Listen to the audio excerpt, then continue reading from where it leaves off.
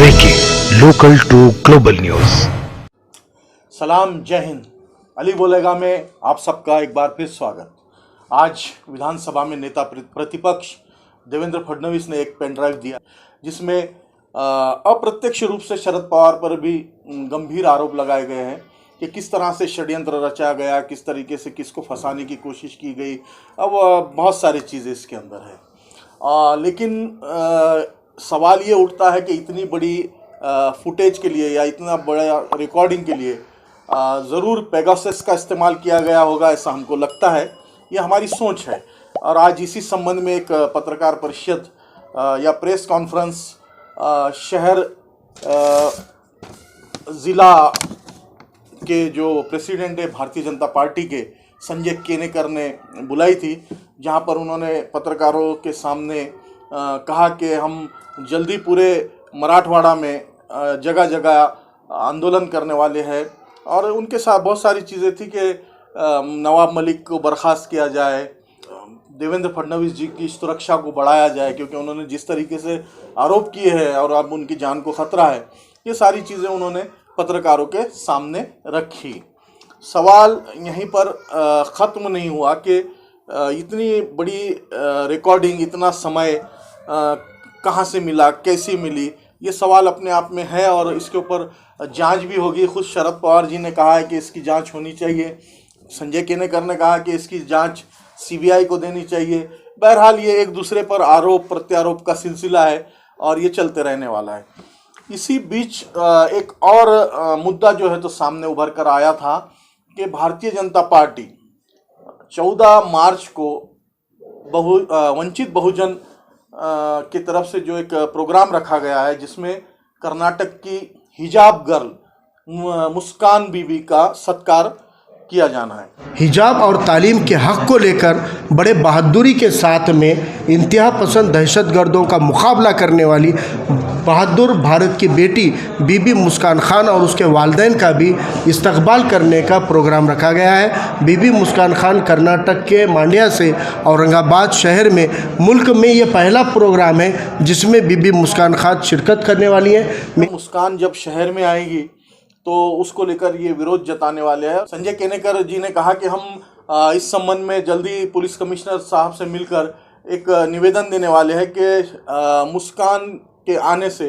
शहर के सद्भावनाओं को नुकसान पहुंच सकता है, यहाँ की शांतता बिगड़ सकती है, इसलिए इस कार्यक्रम को या इस प्रोग्राम को रोका जाए।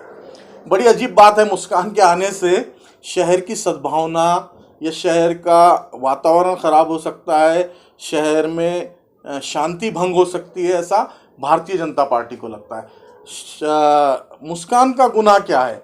मुस्कान ने आखिर किया क्या है कि जो मुस्कान को लेकर भारतीय जनता पार्टी इतनी आक्रामक है कि उसका सत्कार वो नहीं होने देना चाहती। जिस तरीके से हमने उनसे बात की तो उन्होंने जो हमसे कहा कि उनके जो मुद्दे उन्होंने रखे वो हम आपको सुना रहे, आप पहले उनको सुन लीजिए। भारतीय जनता पार्टी संभाजीनगर की शांतता को खत्म करना नहीं चाहती है। यहाँ सभी नागरिक अमन से रह रहे हैं और ये इतना अमन से रहते हुए कोई अगर सामाजिक शांतता बिगाड़ने का काम करता होगा तो उसको रोकने का काम भारतीय जनता पार्टी करेगी। एक जो विद्यार्थिनी थी, अगर उसको लाके उसका राजकारण करोगे और उस राजकारण के उसके नाम पर अगर पॉलिटिकली रोटी सेकने का काम अगर कोई करता होगा तो उसका रोकने का काम पहले तो पुलिस यंत्रणा ने करना चाहिए। उनसे नहीं जमेगा तो भारतीय जनता पार्टी करेगी। किसी पॉलिटिकल मंच के ऊपर मुस्कान का सत्कार नहीं होना चाहिए। किसी पॉलिटिकल फायदे के लिए मुस्कान को शहर में नहीं लाना चाहिए और जो हो रहा है तो हम इसका विरोध करेंगे। ठीक है, ये बात समझ में आ सकती है। ये बात हम मान सकते हैं कि मुस्कान का इस्तेमाल किसी पॉलिटिकल फ़ायदे के लिए नहीं होना चाहिए। वंचित बहुजन आघाड़ी इस प्लेटफॉर्म से अगर उसका सत्कार हो रहा है, इसको लेकर अगर उनको आपत्ति है तो वो बैठ सकते थे, बात कर सकते थे कि भाई आप जो है तो किसी सांस्कृतिक मंच से ये प्रोग्राम रखिए। हमारा तो नारा है बेटी बचाओ बेटी बढ़ाओ, तो हम इसका सत्कार करते, आप भी आइए हमारे मंच के ऊपर। अगर इस तरीके की वो बात करते तो शायद एक सद्भावना का एक अच्छा मिसाल पूरे हिंदुस्तान में पेश हो सकती थी।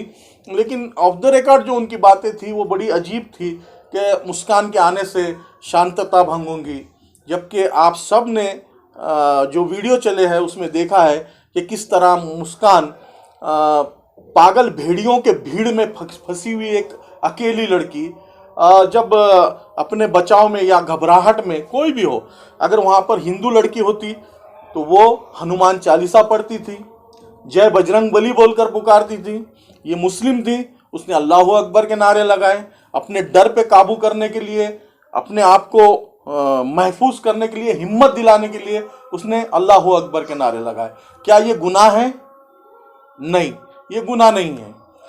फिर भारतीय जनता पार्टी इतनी मुस्कान से क्यों घबरा गई है कि मुस्कान के आने से शहर का शांतता भंग हो सकती है, शहर की शांतता भंग हो सकती है।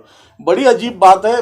भारतीय जनता पार्टी 10 सिर वाला रावण है, ये तो सभी जानते हैं। ये दो मुँहे लोग हैं, कभी इस तरीके की बातें करते हैं, कभी इस तरीके की बातें करते हैं। अब हिजाब को लेकर ही अगर हम अगर आज बात करने जा रहे हैं, हिजाब और मुस्कान, हिजाब की अगर बात की जाए तो हिजाब क्या सरकारी स्कूलों में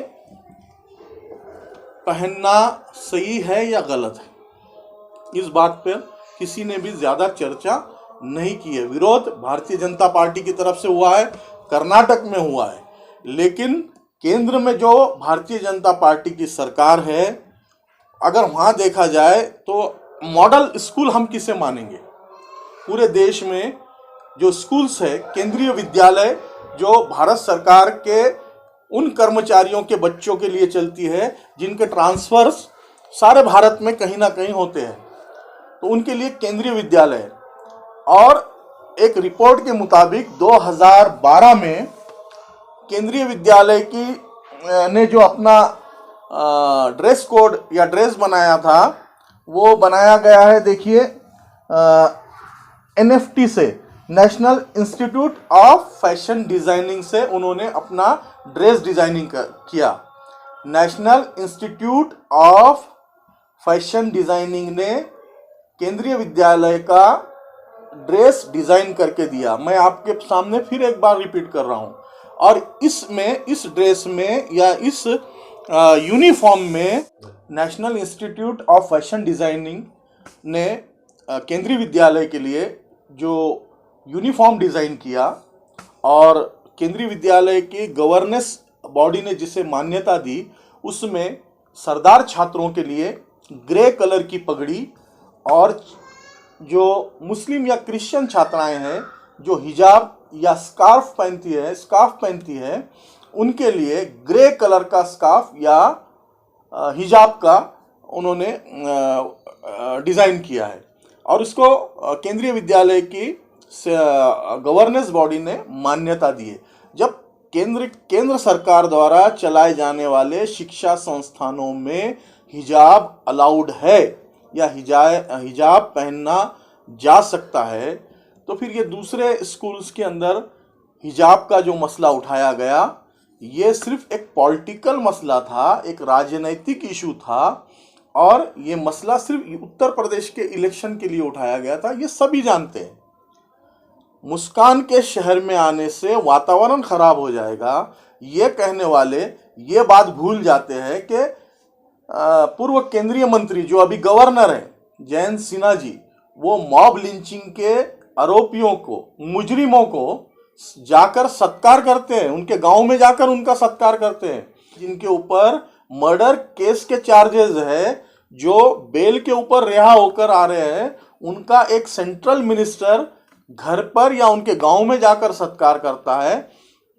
अगर हिजाब के लिए या पागल कुत्तों से बचने के लिए अगर वो शेरनी अल्लाह अकबर के नारे लगाती है, तो उससे शहर का वातावरण खराब होता है, सद्भावनाएं खराब होती है, शांति बिगड़ती है।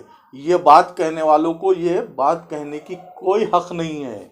उन्होंने सोचना चाहिए, उनके खुद के गिरेबानों में उन्होंने झांक कर देखना चाहिए।